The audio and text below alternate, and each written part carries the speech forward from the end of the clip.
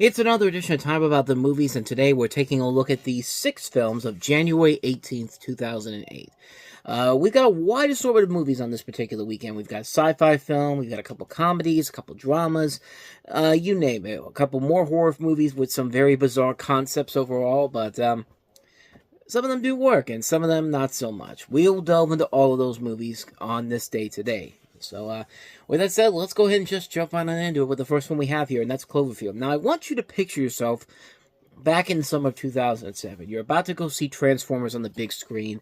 You might have been me. You went to on a Tuesday night screening, one of the first Tuesday night screenings they had. I think I went to the 7 o'clock showing of it, if I remember correctly. But it was exciting for me to be one of the first people to see that movie in theaters when Transformers came out. I've talked about that movie in length, but you get to the end of the trailers, and usually the end of the trailers, there's always, Paramount, the big studio who's putting out the movie you're about to watch, puts their big next motion picture out there, their next big thing that they're really excited about, and the one that they show here is this little film that you don't really know too much about at first. I mean, you see the Paramount and the Bad Robot logo, and then it starts off like kind of like a yuppie romantic comedy in a way.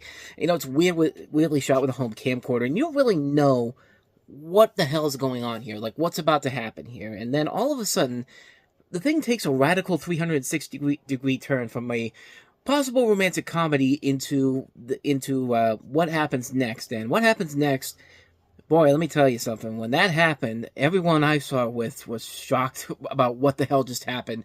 And if you don't know what I'm talking about, you probably don't remember this particular trailer. Looks like you should have left town a little bit earlier.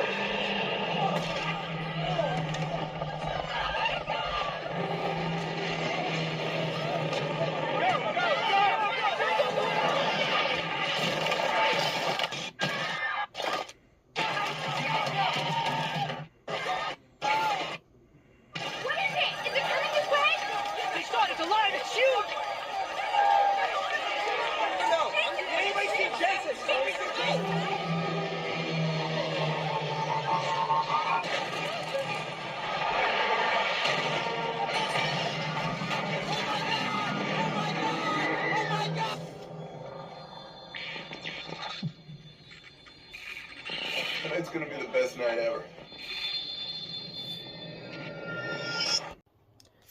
Yeah, everybody was probably thinking to themselves, like Steve Martin on Saturday Night Live, what the hell was that? Like this thing took a radical 360-degree turn, and it made people want to know more about this movie. I mean, this is a film that, this is a film that didn't even have a title. It was just 1/1808. Like, they did not want you to know what this trailer was, what the name of this movie was going to be. And there was this whole thing about what the title was going to be, what the hell it was even about.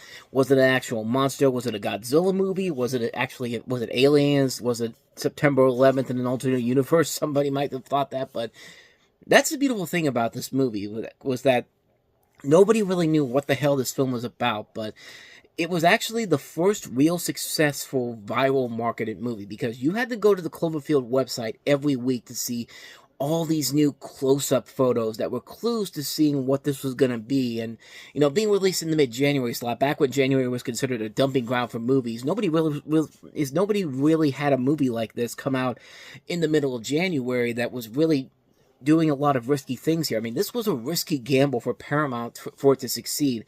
And lo and behold, what ended up happening?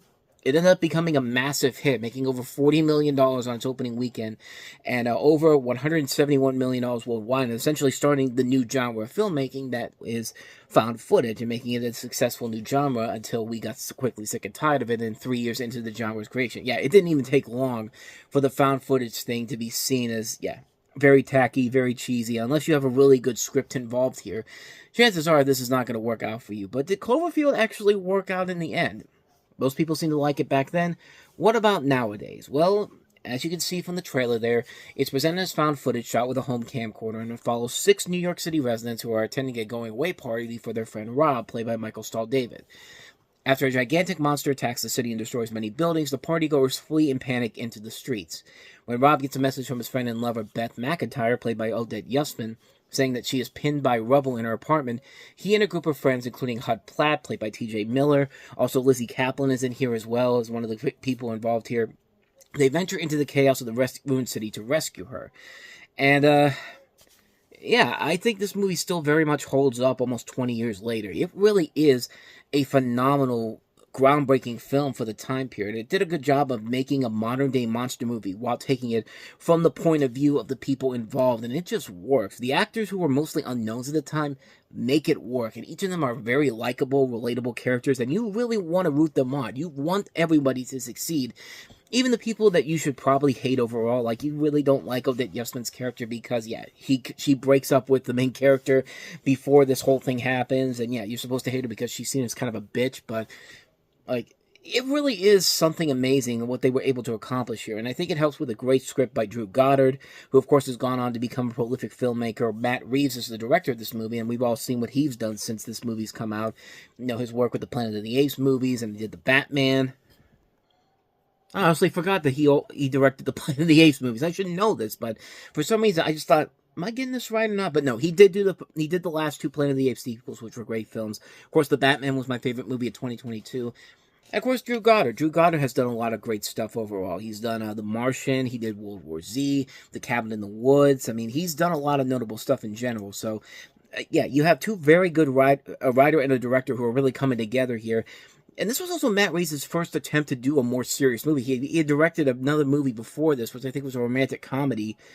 I think it was Kissing a Fool, if I'm not mistaken, the David Schwimmer movie. And I kind of feel like I need to check that, too. I was close. It does have David Schwimmer in it. It's The Pallbearer from 1996. That's the one he directed. I knew he directed a David Schwimmer romantic comedy, but it was not Kissing a Fool.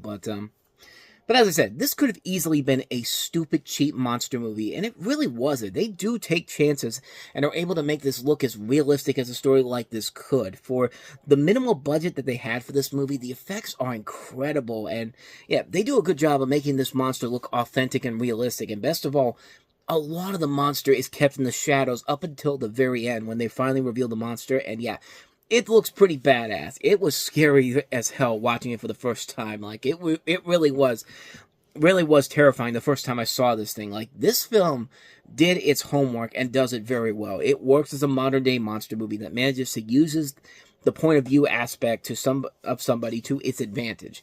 It's a great action movie. The acting's great. The story works. The visual's fantastic. It's an incredible movie, man. It's one of my favorite movies of all time.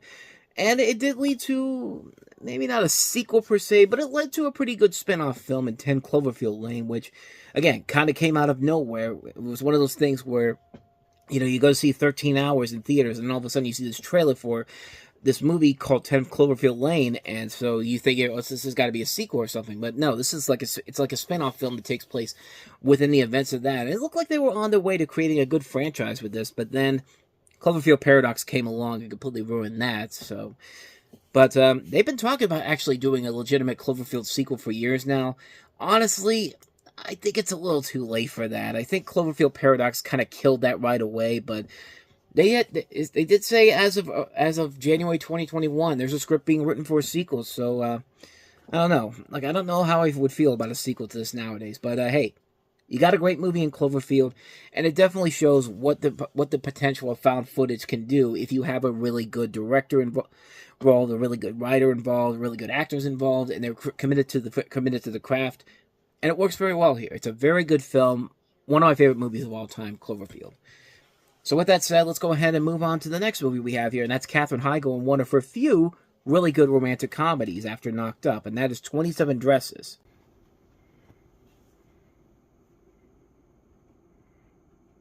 Jane, is that you? Yep. I never loved. No. You look so beautiful. You really think so? Like it was made for you. Always 1 foot on the ground. Delightful. And I protected my heart true. It's a bride. Okay, everybody ready?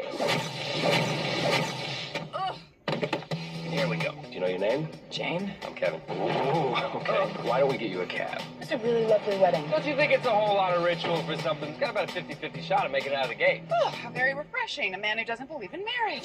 Jane was good at taking care of everyone. You've been a bridesmaid 27 times? What do you do besides work and help people get married? You having fun? Oh, it's a great party. But she never took care of herself. Jane, did you put that breakfast burrito on my desk? I just thought you might be hungry. That's why I love you. I love you too. Oh, yeah, you're right. I needed that. George appreciates me. What good is it being appreciated if no one is naked? Go over there and tell him how you feel. Now, go!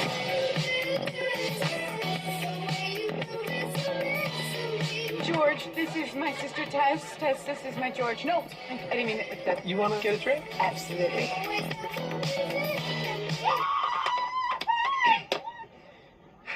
Congratulations. Maybe the only good Katherine Heigl comedy after Knocked Up, because everything she did after this was, yeah, that star just went down so quickly. Katherine Heigl plays Jane, and there's two things about her that you need to know. She never says no to her friends. She's been a bridesmaid 27 times and selfishly plans friends' weddings, and she's in love with her boss, played by Ed Burns, nurturing dreams of a lovely romantic wedding of her own. She meets a cynical writer played by James Marsden who finds her attractive, and that same week her flirtatious young sister played by Malin Ackerman comes to town, and Jane silently watches George fall for Tess, a manipulative pretender, and worse, Jane may be called upon to plan their wedding, because, you know, with movies like this, you're going to plan the wedding 3 weeks after you met the guy, and surely nothing will go wrong with that. And meanwhile, Kevin tries to get Jane's attention, and has an idea that may advance her career, but can Jane uncork her feelings? And really, I think this movie works because Katherine Heigl is surrounded by a really good cast of talented people. I mean, James Marsden is really good in the movie. You know, you got really a lot of very good people all across the board here. Malin Ackerman, I think, is very good. Judy Greer, Melora Hardin from The Office, Jan Levinson Gould. Very underrated actress, honestly. I don't think she really gets the proper attention she deserves because, man, she does so much. Like, she could be a really good actress. She's also proven to be a really good singer in the past and a good dancer, too. If you ever saw her in it was one of those, I think it was the Bottom movies. I can't remember which one it was. I'm trying to remember which one it was. There was two of them in 1990 that came out. It's just called Labada. I knew it was one of those two, but like I said, you have Edward Burns, you have Malik Pencoli from 30 Rock, you have Kristen Ritter, one of her early film roles. I mean, she's surrounded by a lot of really good talent in this movie, and she is very likable in the film. Like, this is one of the, like I said, it's one of the few films that she's in where she really does come off as a likable person that you want to get behind, unlike all the other movies where she's just playing a stereotype of really bad rom-com characters. But in here, she's surrounded by a lot of really good talent. You do want to get behind her in this situation here. You do feel like she does get screwed over badly in this film by her own sister, and, like, you know, I mean, it's a really fun movie. There's nothing really that clever about it. There's nothing that amazing about it, but the performances overall, I think, do carry the load. And I think it also helps if you have a really good director and writer who, Anne Fletcher did Step Up. She also did the writer Alan Brosh McKenna did The Devil Wears Prada. I think with those talents there and the people that she's surrounded by, Katherine Heigl has a good movie rom-com after Knocked Up. It's a really enjoyable film. It's not a classic movie by any means necessary, but it is still one of the few really good movies that I've seen her in, and probably her best non-knocked up romantic comedy she's ever been in, honestly. But yeah, that's 27 Dresses. So yeah, not a bad movie overall. And hey, this is coming on a Valentine's week, perfect Valentine's Day movie. So with that said, let us go ahead and move on to some lesser movies that came out this weekend, starting with our next film here. Hey, remember when stars tried to start their own film company and their first movie was called Mad Money? What would you do with millions of dollars? Anything you want. Money can buy you happiness. Don't let anybody tell you different. This Friday. We need more. I could use more. From the creator of Thelma and Louise. What's up with all these $1 bills? I was in a hurry. Get rich quick. Yeah. Keep the change. Mad Money. Rated PG-13. Starts Friday. Now you're starting to see why this company only lasted 2 years. And by the way, Katie Holmes, she turned down The Dark Knight because of this. This is the film that she literally turned down to star in. She'd rather star in a bad movie like this than star in one of the greatest movies of all time, honestly. But with their house repossessed, her husband recently downsized, and the debts in bank rapidly piling up, Bridget Kerrigan, played by Diane Keaton, is a rich housewife who, after nearly 30 years of high-class living, needs to start from scratch and looks for a job. As a result, Bridget has no other choice. She will accept a job as a cleaner at the Kansas City Federal Reserve, where, much to her surprise, an unsuspected yet serious flaw in the security system exists. Suddenly, Bridget is tempted to return to her good old life, and without delay, she hatches a daring plan to get her hands on the mounds of worn-out cash with the help of two eager co-workers played by Queen Latifah and Katie Holmes. However, there is no such thing as a fail-proof scheme. This is a movie that literally looks like a sitcom you would see, not even for Stars. Like, Stars, I think, would know better than to do something like this for an original TV show. Like, this isn't even good enough for a Stars television show. This is something you would see on on CBS or NBC, like one of those high concept dramedy shows that they hype up as, something more than it actually is, when it really is not. And the fact that this came from the same person who gave us Thelma and Louise 17 years ago, like, how the mighty have fallen, man. This is a film that just has everything wrong with it, from the director of this movie being poorly put in here. The stars in here are completely wasted. Not just Keaton, Latifah, and Holmes, but Ted Danson, Stephen Root, Christopher McDonald. A lot of really good people in this film. And they're just given nothing to do here. It's a lazy, lazy comedy that just goes for the sitcom jokes. There's nothing clever about it. There's nothing funny about it. People that are usually very reliable in this movie are completely wasted and not used here well at all. This is a terrible movie. This is not a funny film. It's not a clever movie.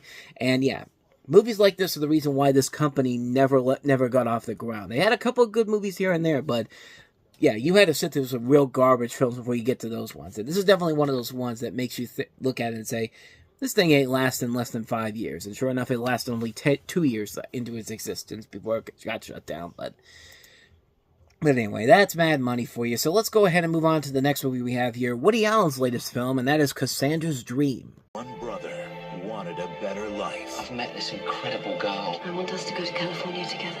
The other needed a way out. I lost a lot of money in a car game. I'm in real trouble here. Yes, you're in real trouble. Tomorrow, So what kind of money are we looking at? We both find a way to pay you back. every dream has its price. What's he expect? I kill some guy for him. From director Woody Allen, Cassandra's Dream. A movie that really has no idea what the hell it's tried to be. Like, I get that Woody Allen's trying to do something different, similar to what he did a couple years ago with Match Point, but man, here's the first real stumble he's had in a while. Like, he was on a good stretch between 2003 and 2006, and then he follows it up with this film. He follows Scoop up with this, and boy, it does not work at all. You have Ewan McGregor and Colin Farrell starring as two London brothers who are hard up for cash, but both have girls to look out for. When their rich Uncle Howard, played by Tom Wilkinson, comes to town and agrees to help him out, he admits his finances are under investigation, and he asks them to do a favor and take care of an old business relation to keep his trouble under wraps.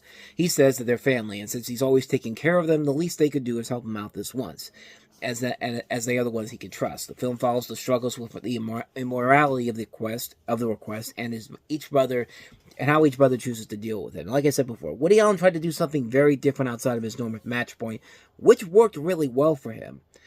This time, it doesn't work as well. Colin Farrell and Ewan McGregor are doing the best they can to salvage whatever they could with this, and so is everybody else. Tom Wilkinson, Haley Atwell, before anyone even knew who Haley Atwell was. But other than that, though, this is a very heavy-handed movie and does not have an interesting hook to it to save it in the long run. And like I said, it has no idea what the hell it's trying to do. It's like trying to be something different than what Woody Allen is used to doing, but it really does not work in the long run. It's a very ambitious film on Allen's part, but overall, it's way too heavy-handed and underwritten to carry the load overall. It's a hard skip for me on Cassandra's Dream, a film that should have been so much better, but not so much. So with that said, let's go ahead and move on to the next movie we have here, and that is the aptly named Teeth. Great while a film is made that haunts audiences for years to come. Rosemary's Baby, The Exorcist, The Shining, The Blair Witch Project. There is something inside of me that's lethal. This Friday. Put your feet right in here. Dentata. It's Latin for teeth. What do you put in here? Audiences will be daring themselves to see Teeth, rated R. The movie that basically says, yeah, go ahead and try to rape me and see what happens next. Because, yeah, you're not going to like what happens next here. I mean, this is a film that literally is the definition of a revenge rape movie. And holy crap, man, this is a film that is bizarre, weird, but I have to appease it for how crazy it is, because it is indeed a crazy movie. Well, you have Jess Wexler playing Dawn, who grows up in the shadow of a nuclear power plant, and in high school, while her biology class studies evolution, she realizes that she may have a hidden curse, an adaptation, if you will. She lives with her mom, stepfather, and hard-edged stepbrother, and she likes this guy at school named Toby, and he likes her. She takes a pledge to remain chastised until married, so they date in groups, watch G-rated films, and don't kiss.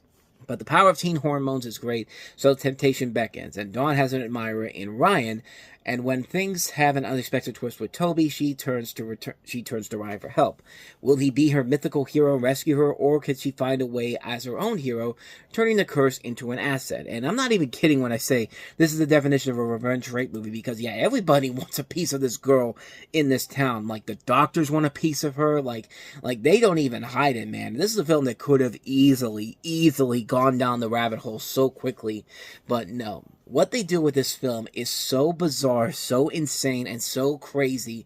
Like, you have to give it a lot of praise and credit for what they did, because, man, it works. Like, it works to a T. This is one of the most chaotic horror comedies you'll ever see. It's essentially a black horror comedy, and it really is a film that is so in your face and so out of the box with what they do here. You can't help but admire it. Jess Wexler, I think, works very well as this girl hero. She plays that character so menacingly, innocent yet menacingly at the same time, and it just works. Like, this is a film that is so ridiculous and so insane. Like, you can't help but admire it for the balls it has to go to the lengths that it does. Like, it's chaotic, it's ridiculous, it's over the top, it's a ton of fun. It is a very serious cautionary tale for anyone that wants to try to pull this on somebody else. Like, here's what happens if you try to do what you think you're thinking about doing. But yeah, not much more to say about it, man. You know, it's a movie with a girl who has teeth in her vagina, and it eats, you know, your little, you know what's. But yeah, what a crazy fun movie, man. Teeth is one I'd highly recommend. Like, if you're looking for an insane, over-the-top black horror comedy, Teeth is definitely in that same category. Something like Black Sheep, or a film I didn't even get to cover the last time is in 2007, Fido, which was the film about the zombie that becomes like a pet dog. And like, this was a good time for movies to just go gonzo and just go crazy and just make it work. And this is one of those movies that makes it work very well. It's one I highly recommend. If you're looking for a fun, over-the-top black horror comedy, Teeth is definitely one you should definitely check out. Now, if you're looking for a comedy that is pretty bland and forgettable and also really, really stupid, boy, the last film certainly does that for you. Let's go back to the same lengths as Mad Money with a film that's even worse than Mad Money. Pamela Anderson and Denise Richards star in Blonde and Blonder.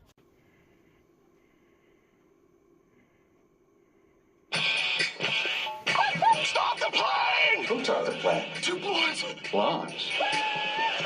Oh my God. What kind of candy is it? Is it really good? Those are rocks from the Japanese rock garden. I hate sushi. I'm trying to find Hun Long. I think she's French. Can't wait to get in there. This looks familiar.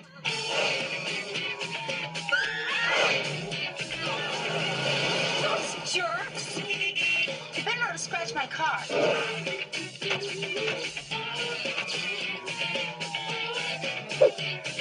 Would you mind throwing the dice for me?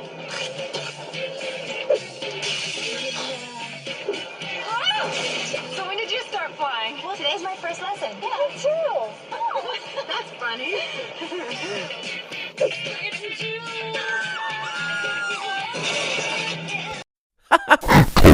I mean, that's literally the humor in this movie. And boy, thank God the last Showgirl came out for Pam Anderson, because good Lord, like, out of all the things she's done, that's probably the bottom of the barrel for her in this. But I'm glad to see she came back around recently with the last Showgirl. But man, this was rough to sit through. You have Pam Anderson and Denise Richards starring as Dean and Dawn, who are two dim-witted, pink-clad blonde ladies who meet by accident and try to make a living with their dull lives until a series of circumstances ensue when they unwillingly take local jobs at a local strip club. They are mistaken for two deadly female brunette assassins known only as the Cat and the Kit, were hired to kill the club owner who was a mobster in a witness protection program. With two persistent but inept FBI agents on their tails, Ditzy, Dean, and Dawn try to stay one step ahead of the law and also try to figure out what is really going on. Look, not everybody can do what Beavis and Butthead did back in the 90s and made work. I'm sorry. Beavis and Butthead did the exact same plot with their movie To America, where they were literally seen as threats to the nation, and that was done much more cleverly, much more funnier, much smarter. This is what happens when you take that plot and give it to somebody who literally has the same brain cells as the two main characters in this movie. And the worst part about it is, the uncredited director on this movie is the same guy that gave us Porky's and A Christmas Story. Bob Clark did some uncredited directing work on this film. That's how terrible this movie is. And this is part of that downward trend for him. Like, he was making these bad movies. Like, he made that Karate Dog movie with Chevy Chase that came out around the same time. Like, this is everything that's wrong with every bad comedy out there. Like, this is what happens when somebody takes the Beavis and Butthead formula and says, we can find a way to bring this into the live action world, and we can do it with these two blondes. Like someone said, let's do Beavis and Butthead meets Legally Blonde, except let's make the blonde even stupider and even more, and make Beavis and Butthead look like the smartest people in the world. And boy, did they succeed in that. And in terms of the film itself, they failed on every single level, because not a single goddamn laugh came out of me out of this fucking movie. This is everything that's wrong with bad comedies. This is a film that is so utterly terrible, so abysmal, and so badly put together. The only thing that would keep this off of a list of the worst comedies of the year, of this particular year, is that we've still got 3 weeks where we're going to have some really, really bad comedies coming up here. And trust me, as bad as this is, it's going to get a whole lot worse in the weeks to come. And we'll start to see that with next week's show. Case in point, the next movie that we had to come up on the next episode is one of the worst comedies ever made, and it's from the worst duo ever made. Jason Freeberg and Aaron Seltzer give us the spoof movie, Meet the Spartans. But a movie that was somehow strong enough to beat out the movie that everyone was really looking forward to, Sylvester Stallone's return as John Rambo in Rambo. We also have Diane Lane starring in a cyber thriller, Untraceable. We have yet another dance movie that's trying to capitalize on the success of Stomp the Yard and Step Up, How She Move.